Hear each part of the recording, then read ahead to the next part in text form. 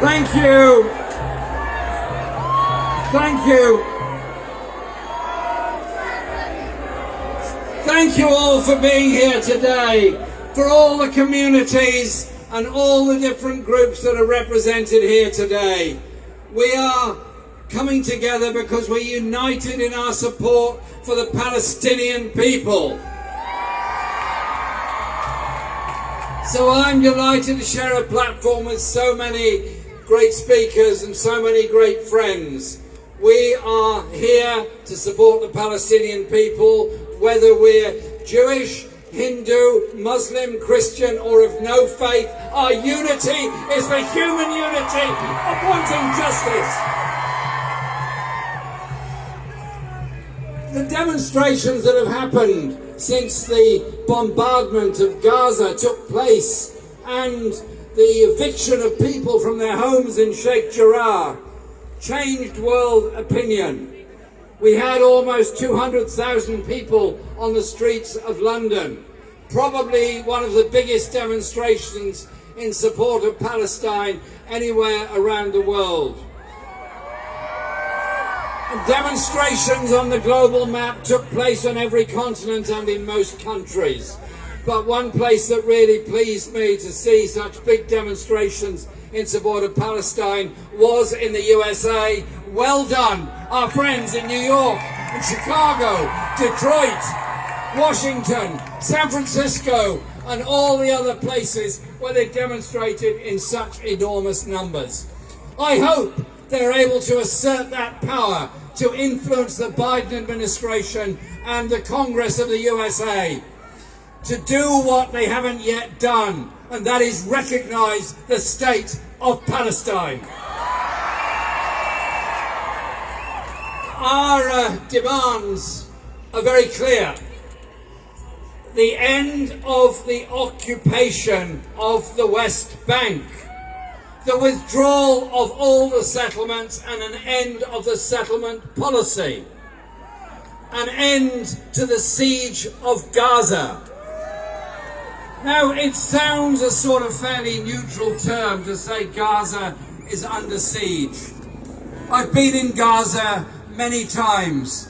Every time I leave and I'm able to get out, I feel so sad and sorry for those who have no ability to travel, no right to travel, and living in poverty with high education and an inability to develop your life and your economy is devastating. Power cuts, shortages of water, shortages of medicines, and all the time surrounded by fences and looking on to Israel where there's plenty of electricity, plenty of water, and plenty of food. Occupations are wrong. Siege is wrong. And so when the G7 conclude their discussions in Cornwall, I hope Boris Johnson does two things: ditch the private plane and show some commitment to the environment and get the train back to London. But more importantly for the G7 is this: our world is faced with an environmental crisis. Our world is faced with a human rights crisis. Our world is faced with an inequality and poverty crisis exacerbated by COVID.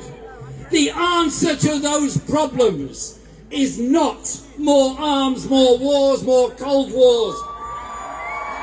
The answer to those problems is to support the people who are up against it, to end the human rights abuses and the sale of arms that encourages those human rights abuses.